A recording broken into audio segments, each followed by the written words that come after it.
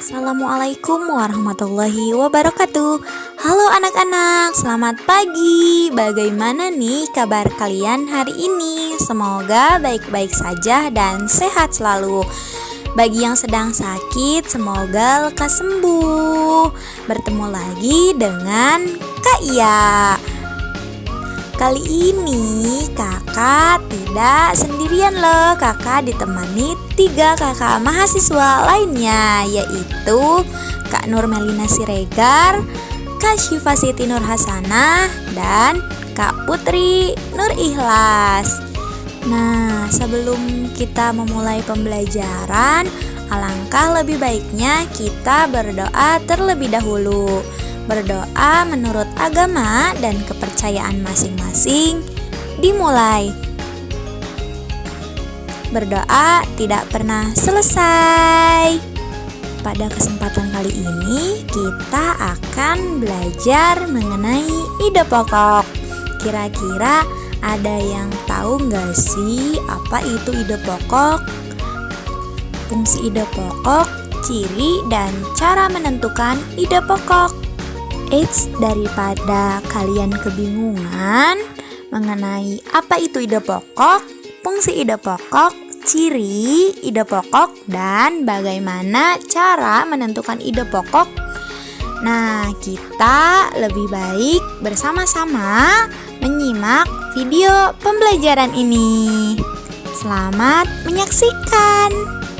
Baik, hari ini kita akan belajar tentang mencari ide pokok suatu paragraf.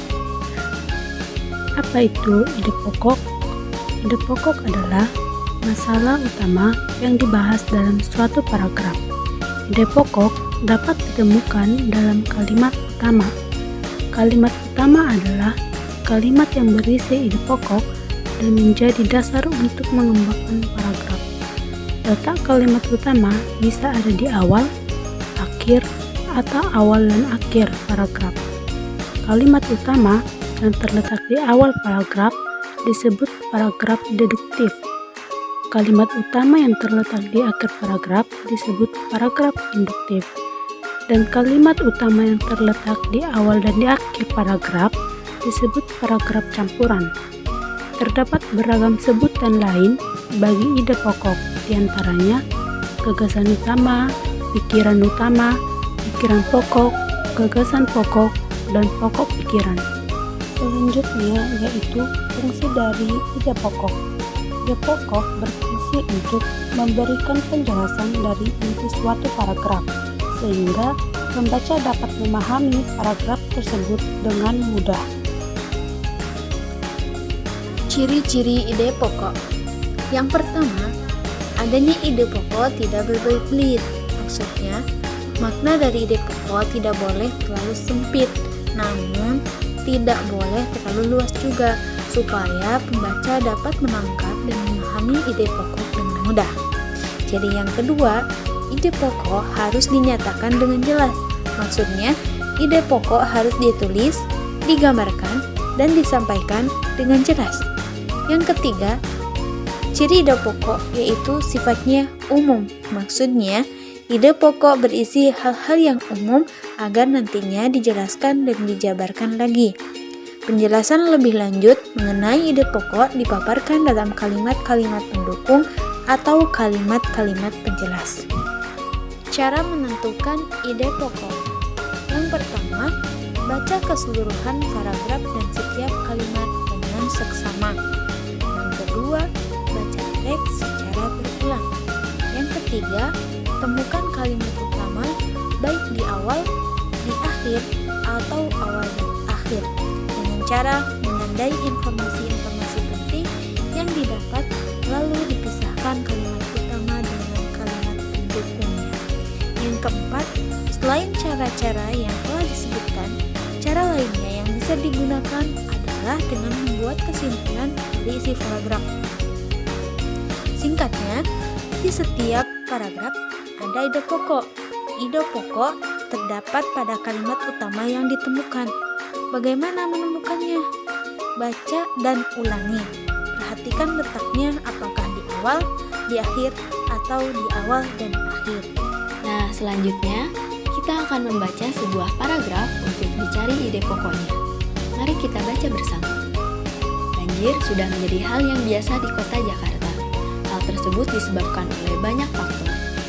Pertama, sungai atau saluran-saluran irigasi tidak berfungsi dengan baik. Kedua, pendangkalan sungai dan sulitnya proses normalisasi sungai.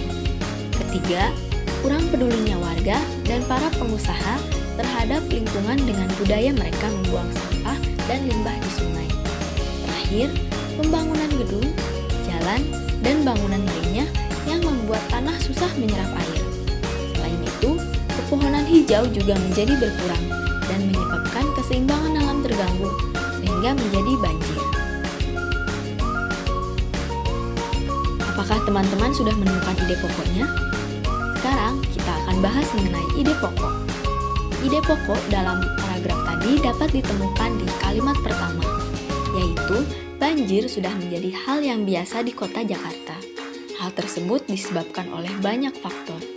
Berarti, paragraf tersebut adalah paragraf deduktif. Ide pokok dari paragraf tersebut adalah faktor penyebab banjir di kota Jakarta.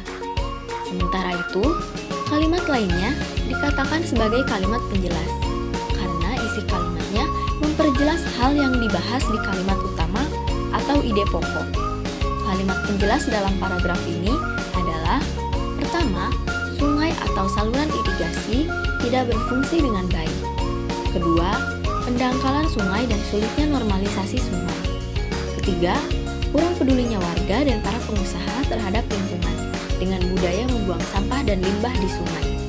Terakhir, pembangunan gedung, jalan, dan bangunan lainnya yang menyebabkan keseimbangan alam terganggu.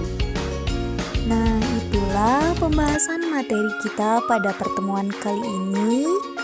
Setelah teman-teman mengetahui tentang apa itu ide pokok, fungsi ide pokok, ciri ide pokok, dan bagaimana cara menentukan ide pokok, serta telah diberikan contoh mengenai penentuan ide pokok, sekarang teman-teman coba perhatikan dan baca dengan seksama teks yang kakak sediakan.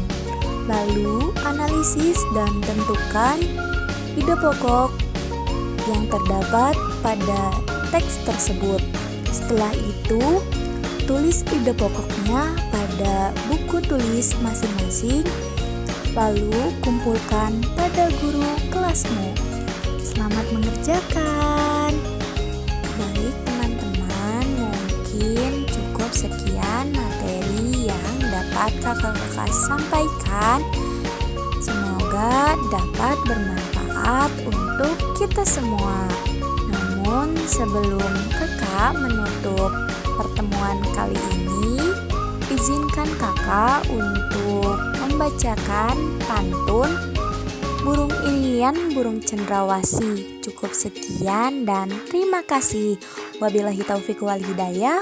Wassalamualaikum warahmatullahi wabarakatuh. Dadah teman-teman, sampai jumpa di video selanjutnya.